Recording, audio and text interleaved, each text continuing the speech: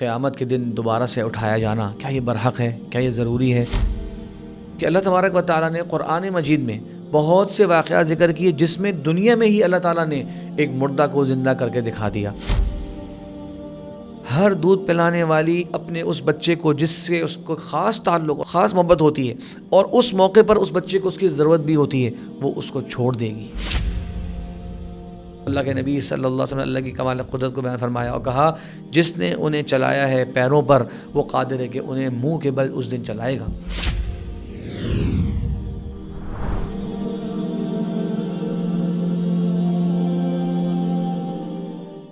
بسم اللہ والحمد للہ والصلاة والسلام علی رسول اللہ وعلی آلہ وصحبہ ومن والا، اما بعد۔ محترم ناظرین، پروگرام موت کے بعد کے ایک نئے پروگرام میں آپ کے سامنے پیش خدمت ہیں۔ آج کے اس پروگرام میں ہم بات کریں گے کہ قیامت کے دن دوبارہ سے اٹھایا جانا کیا یہ برحق ہے، کیا یہ ضروری ہے، کیا یہ واقع ہونا ہے کہ نہیں ہونا؟ جواب اس کا یہ ہے کہ یقیناً یہ ہونا ہے۔ یہ سب سے بڑا سچ ہے، یہ سب سے بڑا حق ہے۔ اللہ تعالیٰ نے قرآن میں فرمایا زعم الذین کفروا ان لن یبعثوا، بہت سے کفار نے یہ گمان کر لیا کہ وہ دوبارہ سے نہیں اٹھائے جائیں گے۔ آج بھی بہت سارے ہمارے یہاں لادین قسم کے لوگ، ایتھیسٹ، اور اپنے آپ کو مختلف قسم کی جو ہے وہ ازم سے جوڑنے والے یہ بات کرتے ہیں۔ اللہ نے فرمایا قل بلا، کہہ دیجئے ضرور، وربی، میرے رب کی قسم، لتبعثن، ضرور بضرور تم دوبارہ اٹھائے جاؤ گے۔ اس میں اللہ تعالیٰ نے قسم بھی فرمائی، تاکید در تاکید فرمائی اور کہا کہ دوبارہ سے تم اٹھائے جاؤ گے۔ تو دوبارہ سے اٹھایا جانا یہ برحق ہے۔ قرآن و حدیث میں اس کی بے شمار دلائل موجود ہیں، اور دلائل میں ایک نوعیت یہ بھی ہوتی ہے کہ عقلی دلائل کے ساتھ بھی اس ٹاپک کو پیش کیا جائے۔ تو عقلی دلائل کیا ہیں اس بارے میں کہ دوبارہ سے اٹھایا جانا ہے؟ دیکھیے، انسان کو اللہ تعالیٰ نے پہلے پیدا کیا، اللہ نے فرمایا وَهُوَ الَّذِي يَبْدَأُ الْخَلْقَ ثُمَّ يُعِيدُهُ وَهُوَ أَهْوَنُ عَلَيْهِ، اسی نے انسان کی تخلیق کو یا ہر شے کی تخلیق کو سب سے پہلے کیا، وَهُوَ يُعِيدُهُ، اور پھر دوبارہ سے انہیں پیدا کرے گا، وَهُوَ أَهْوَنُ عَلَيْهِ، اور وہ اس کے لیے زیادہ آسان ہے۔ ہم اور آپ بھی جانتے ہیں دنیا میں انسان ایک تجربہ کرتا ہے، ایک مرتبہ اگر وہ کامیاب ہو جائے پھر وہ بار بار اس کام کو کر سکتا ہے۔ ایک پروڈکٹ بناتا ہے، پہلی مرتبہ بنانا مشکل ہوتا ہے، دوبارہ سے بنانا اس کے لیے یقیناً وہ آسان ہو جاتا ہے۔ اللہ تبارک و تعالیٰ جو کہ ہر شے پر قادر ہے، جو اس نے اتنی عظیم مخلوقات کو بنایا، تو دوبارہ سے بنایا جانا یہ اس کے لیے اور زیادہ آسان ہے۔ اسی طرح ایک اور دلیل اللہ تعالیٰ نے قرآن مجید میں فرمایا لخلق السماوات والارض اکبر من خلق الناس، اور آسمانوں اور زمینوں کا بنایا جانا، ان کی تخلیق، یہ انسانوں کی تخلیق سے بڑی تخلیق ہے۔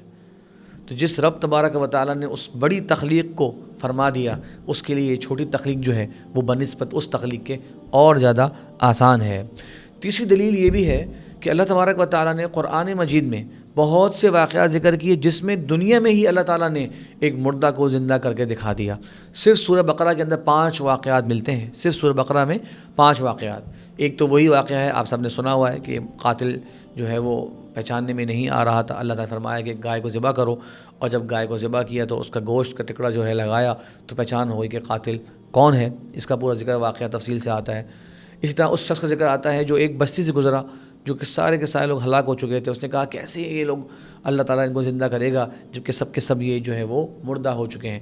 اللہ نے اسے اس موقع پر موت دی، اور پھر 100 سال بعد اللہ نے اس کو اٹھایا اور کہا کتنا رہے؟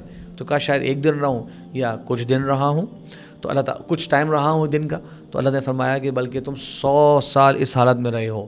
دیکھو تمہارا کھانا پینا خراب نہیں ہوا، اور تمہارا جو گدھا جس پہ تم سوار تھے اس پہ اللہ تبارک بتانا وقت کو جاری فرما دیا، اور وہ بالکل ہڈی اور ڈھانچہ بن گیا۔ جس کو اللہ نے چاہا وہ باقی رہا، اور جس پہ وقت جاری رہا اللہ کے حکم سے وہ ڈھانچہ بن گیا۔ تو پورا واقعہ ایسا قرآن مجید کے اندر موجود ہے۔ حضرت ابراہیم علیہ السلام کو جو اللہ تعالیٰ نے طریقہ بتایا کہ 4 پرندے لیں اور ان کو اپنی طرف بلائیں، مارنے کے بعد پھر وہ دوبارہ زندہ کیے اللہ تبارک و تعالیٰ نے۔ حضرت موسیٰ علیہ السلام کی قوم کا واقعہ اللہ نے ذکر فرمایا کہ ان کے یہ کہنے پر کہ ہم اللہ کو دیکھیں گے، اس سے پہلے ایمان لے کر نہیں آئیں گے، اللہ نے ان کو ہلاک کر دیا۔ تو یہ سارے واقعات سورہ بقرہ کے اندر ہی موجود ہیں۔ پھر حضرت عیسیٰ علیہ السلام کا مردوں کو زندہ کرنا، اصحاب کہف کا 309 سال تک غار کے اندر رہنا، اور کئی سارے واقعات قرآن مجید میں ہیں، اور یہ واقعات عرب تک پہنچتے تھے، یہ واقعات کتابوں میں ملتے تھے، یہ واقعات لوگ جو ہے وہ زبانی بھی ایک دوسرے کو بتایا کرتے تھے۔ تو یہ سب کے سب دلائل ہیں کہ اللہ تبارک و تعالیٰ ضرور بضرور اس پر قادر ہے۔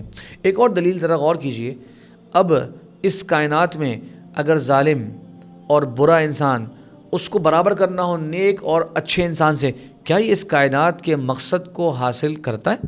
کیا یہ کائنات کا جو مقصد ہے بنانے کا، کیا وہ ہم اس تک پہنچ سکتے ہیں کہ ہم کہیں کہ سب کے لیے صرف اور صرف خاتمہ تھا، دوبارہ اٹھایا جانا ہے ہی نہیں، اس نے مر جانا ہے اور اس نے مر جانا ہے، بس یہیں پہ معاملہ ختم؟ یقیناً نہیں۔ تو بالکل عقل کا تقاضا بھی ہے، اور کائنات میں اللہ تعالیٰ نے اتنی بڑی جو مخلوقات بنائی ہیں، اتنی زیادہ اس کے اندر اللہ کی حکمتیں ہیں، اس سب کا تقاضا ہے کہ ایک دن آنا ہے جس میں سب نے اپنے کیے کا حساب دینا ہے۔ بہرحال اور بہت سے زیادہ دلائل اس میں ہو سکتے ہیں۔ اب آتے ہیں کہ کس کیفیت کے اندر لوگ جو ہے وہ حشر کے میدان کی طرف آگے بڑھیں گے۔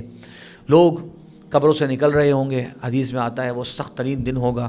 اللہ کے رسول صلی اللہ علیہ وسلم فرمایا کہ لوگ جس طرح کیفیت میں باہر نکل رہے ہوں گے، حفاتن عراتن غرلن بہما، یعنی کہ بغیر چپلوں کے ہوں گے، بغیر کپڑوں کے ہوں گے، اور بغیر ختنے کیے ہوئے ہوں گے، یعنی جس حالت میں دنیا میں آئے تھے اسی حالت میں ہوں گے، اور ان کے پاس کوئی شے بھی نہیں ہوگی، اس شے کے اندر وہ اپنی قبروں سے نکالے جائیں گے۔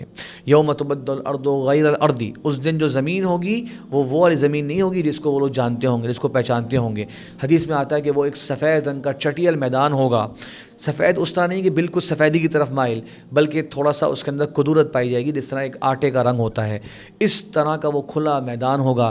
لیس لہم فیہا معلم، اس کے اندر کوئی بھی نشانی نہیں ہوگی، کوئی بھی درخت یا کوئی بھی پہاڑ ایسا نہیں ہوگا کہ لوگ اس کی نشانی لگا سکیں۔ تو اس قسم کا حشر کا عالم ہوگا، اور وہاں پر جو شخص جو بولے گا وہ دیگر کو سنایا جا رہا ہوگا، اور اس کی جو نگاہ ہوگی اسے سب کچھ نظر آ رہا ہوگا، اور سب لوگ ایک دوسرے کو دیکھ رہے ہوں گے۔ مطلب کوئی اوٹ، کوئی چھپانے کی جگہ انسان کے لیے وہاں پہ میسر نہیں آئے گی۔ یہ سخت ترین دن ہے۔ قرآن مجید میں اللہ تبارک نے فرمایا کہ ان زلزلۃ الساعۃ شیء عظیم، کہ بے شک قیامت کے دن کا زلزلہ جو زمین پر آئے گا یہ بہت بڑی شے ہے۔ اب شیء عظیم، بہت بڑی شے، یہ کون فرما رہا ہے؟ یہ اللہ تبارک و تعالیٰ فرما رہا ہے۔ تو جو عظیم ہے اس کی طرف سے جب کسی بات کو کہا جا رہا ہے کہ عظیم، تو یقیناً وہ بہت عظیم شے ہوگی۔ یوم ترونہا تذہل کل مرضعۃ عما ارضعت، ہر دودھ پلانے والی اپنے اس بچے کو جس سے اس کو خاص تعلق، خاص محبت ہوتی ہے، اور اس موقع پر اس بچے کو اس کی ضرورت بھی ہوتی ہے، وہ اس کو چھوڑ دے گی۔ وَتَضَعُ كُلُّ ذَاتِ حَمْلٍ حَمْلَهَا، اور ہر حاملہ عورت اپنا حمل گرا دے گی شدت خوف سے، شدت دہشت سے۔ وَتَرَى النَّاسَ سُكَارَىٰ، اور لگے گا کہ لوگ نشے میں ہیں، وَمَا هُمْ بِسُكَارَىٰ، جبکہ وہ نشے میں نہیں ہوں گے، وَلَكِنَّ عَذَابَ اللَّهِ شَدِيدٌ، اللہ کے سخت ترین جو عذاب اس وقت نظر آ رہا ہوگا، اس کیفیت کو دیکھتے ہوئے گویا کہ وہ نشے میں لگ رہے ہوں گے۔ یہ سخت ترین عالم کے اندر لوگ اپنی قبروں سے اٹھائے جا رہے ہوں گے بے لباس، اور سب سے پہلے اللہ کے نبی ابراہیم علیہ السلام کو اللہ تبارک و تعالیٰ لباس پہنائیں گے۔ فرمایا آپ صلی اللہ علیہ وسلم نے کہ سب سے پہلے حضرت ابراہیم علیہ السلام کو لباس پہنایا جائے گا، اس کے بعد آپ صلی اللہ علیہ وسلم کو لباس پہنایا جائے گا، اور لوگ اس حالت کے اندر ایک دوسرے کو نہیں دیکھ رہے ہوں گے۔ امی عائشہ رضی اللہ عنہا نے یہ سوال کیا کہ یا رسول اللہ، کیسا یہ عالم ہوگا کہ لوگ بغیر لباس کے ہوں گے تو سب لوگ ایک دوسرے کو دیکھ رہے ہوں گے؟ اللہ کے نبی صلی اللہ علیہ وسلم نے فرمایا، اے عائشہ، الامر اشد، معاملہ اس سے بہت سخت ہوگا کہ کوئی کسی کو دیکھے اور کسی کا ذہن اس طرف بھی جائے کہ میں اپنے دائیں بائیں لوگوں کو دیکھ لوں۔ اس قسم کی کیفیت ہوگی، ہر ایک کو صرف اور صرف اپنی فکر لاحق ہوگی۔ کفار کے بارے میں قرآن مجید نے فرمایا رہتا ہے وَنَحْشُرُهُمْ يَوْمَ الْقِيَامَةِ أَعْمَىٰ، وہ اس دن اندھے اٹھائے جائیں گے، عُمْيًا وَبُكْمًا وَصُمًّا، اس دن وہ اندھے بھی ہوں گے، گونگے بھی ہوں گے، بول بھی سکتے ہوں گے، سن بھی سکتے ہوں گے۔ اس کیفیت کے اندر اللہ تبارک و تعالیٰ ان کو اٹھائے گا، اور فرمایا اللہ تبارک و تعالیٰ نے وَنَحْشُرُهُمْ عَلَىٰ وُجُوهِهِمْ، ان کو ان کے چہروں کے بل اللہ تبارک و تعالیٰ اٹھائے گا۔ یعنی انسان دنیا میں چلتا ہے پیروں سے، وہ اپنے چہروں پہ چل رہے ہوں گے۔ صحابہ نے سوال کیا یا رسول اللہ، کیسے چہروں پہ چل رہے ہوں گے؟ چہرہ تو چلنے کی والی شے نہیں ہے دنیا کے اندر۔ تو اللہ کے نبی صلی اللہ علیہ وسلم نے اللہ کی کمال قدرت کو بیان فرمایا اور کہا، جس نے انہیں چلایا ہے پیروں پر، وہ قادر ہے کہ انہیں منہ کے بل اس دن چلائے گا۔ اتنا سخت قسم کا جو ہے یہ عالم اور یہ کیفیات اس وقت طاری ہوں گی۔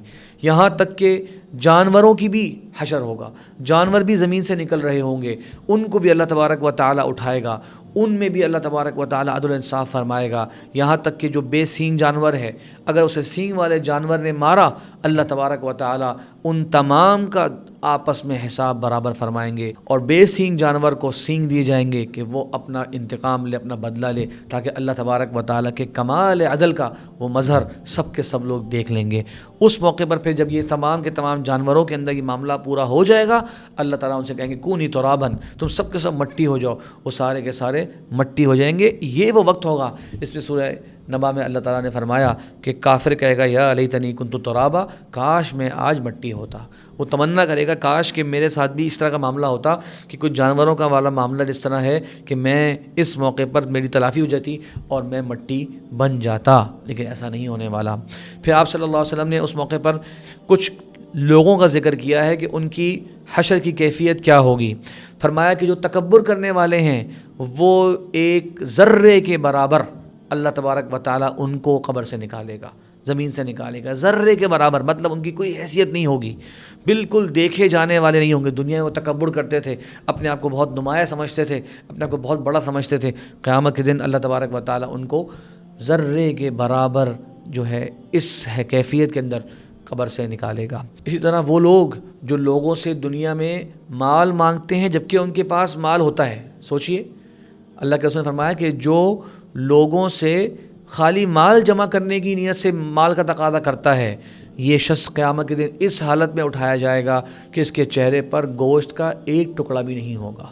سوچے انسان کیسا لگ رہا ہوگا جب اس کے پر چہرے پر گوشت بالکل ختم ہو چکا ہو.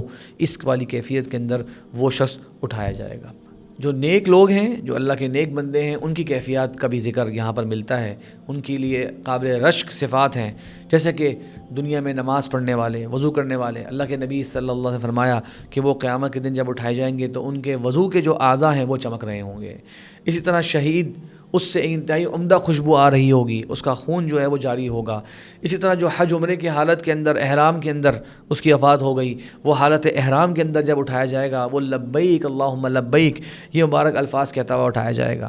جو شخص جس کام کو کرتے ہوئے وفات اس کی ہوئی، نیک اچھا کام کرتے وفات ہوئی، وہ اس حالت کے اندر جو ہے وہ اللہ کے سامنے پیش ہوگا، اس حالت میں اٹھایا جائے گا. تو یہ اس دن کے مختلف حالات ہیں اور مختلف کیفیات ہیں. اللہ سے دعا ہے کہ اللہ تبارک و تعالی ہمارے لیے ان مشکل لمحات کو جو کہ آنے ہیں، جو کہ ضرور آنے ہیں، یہ کوئی تصوراتی بات نہیں ہے، یہ کوئی کہانی نہیں ہے، یہ کوئی ڈرامہ نہیں ہے، یہ یقیناً، اور اللہ تعالیٰ نے بار بار قرآن مجید میں ان سب باتوں کا ذکر کیا، یہ دن آنا ہے، یہ میں نے اور آپ نے اس دن کو گزارنا ہے. تو ذرا سوچئے کہ ہماری اور آپ کی اس دن کی کیا تیاری ہے. اس دن کے لیے حقیقت میں انسان جو ہے وہ تیاری کرے، اپنے اعمال کی فکر کرے، اپنے معاملات کا جائزہ لے، اپنے دائیں بائیں جو لوگ ہیں ان کے اگر حقوق اس کے ذمے ہیں اس کو ادا کرے. یقین جانیے اس دن انسان صرف اور صرف ایک ایک نیکی کے لیے وہ اپنے قریبی لوگوں سے بھاگ رہا ہوگا. یوم یفر المرء من اخیہ، وہ دن ہے جس دن انسان اپنے بھائی سے بھاگے گا، وامہ وابیہ، اپنی ماں سے اپنے باپ سے بھاگے گا. دیکھیے دنیا کے اندر انسان کو تکلیفیں آتی ہیں تو وہ ان رشتوں کی طرف بھاگتا ہے، ان کی طرف رجوع کرتا ہے. قیامت کے دن آپ ان رشتہ داروں سے جو اتنے قریب آپ سے ہیں ان سے بھاگ رہے ہوں گے کہیں مجھ سے کوئی نیکی کا تقاضا نہ کر لیں اور میں نے ان کو نہیں دینی. یہ قرآن مجید کے مضامین ہیں. اللہ تبارک سے دعا ہے کہ اللہ تبارک و تعالی ہم سب کے لیے ان مراحل کو آسان فرمائے. وآخر دعوانا ان الحمد للہ رب العالمین.